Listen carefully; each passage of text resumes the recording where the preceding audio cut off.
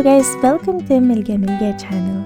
Today we are doing another EA makeover. This time we are focusing on the eco lifestyle world, Evergreen Harbor, and I'm building the community space. Well, not exactly building from scratch, more like giving it a little update.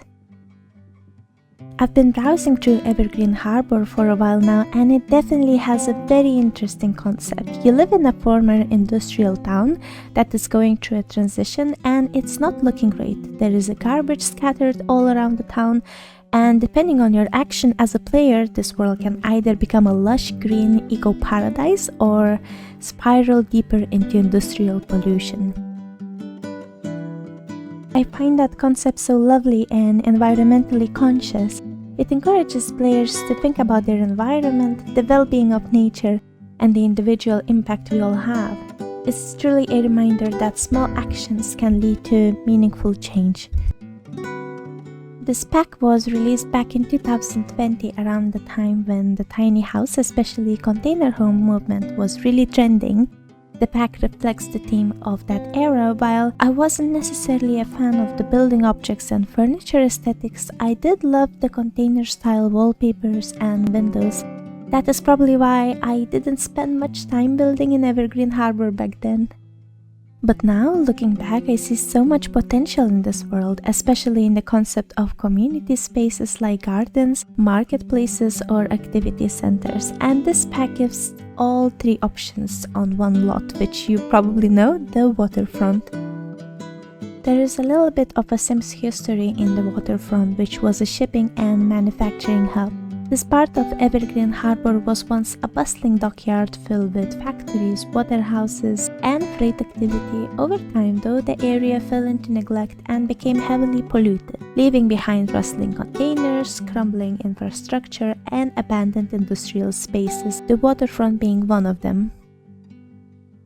Eventually, the site was reclaimed by the local government or community activists and turned it into a public space, but it still looks pretty rough when the game begins. You are essentially giving a blank canvas with the slot. From there, you can either use one of the existing community space templates or create something entirely your own. I decided to go with a blank canvas. I kept the original shell and worked around it.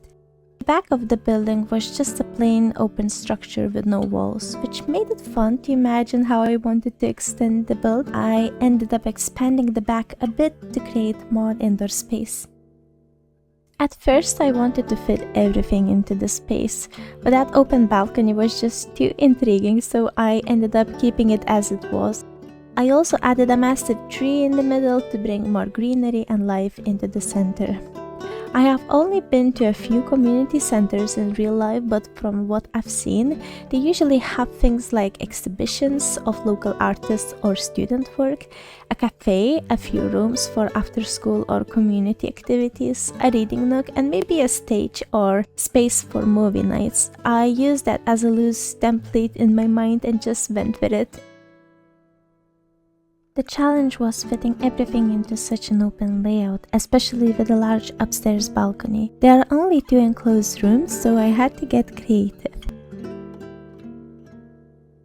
Downstairs, I created a small stage area for local artist performances or acoustic evenings, a kids zone, and painting room, which is one of the enclosed spaces. It's like a casual after-school art class. I also added several chess tables with a teaching board. I imagined that area being used for community chess lessons or friendly tournaments. However, my Sims couldn't use the chess table for some reason. I'm not sure if it's because of the chair placement or if certain objects aren't functional on community space slot. If you figure it out, please let me know.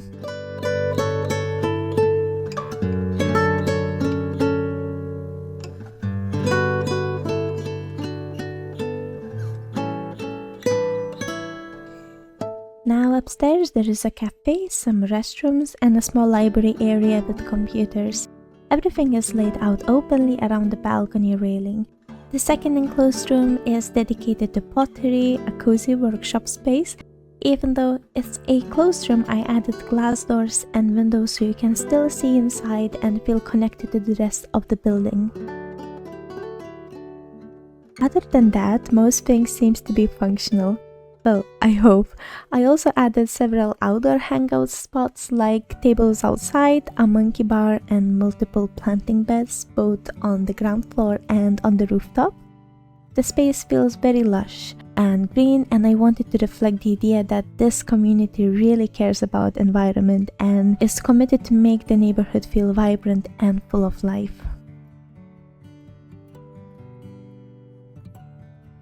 That's it for today. I hope you enjoyed this build.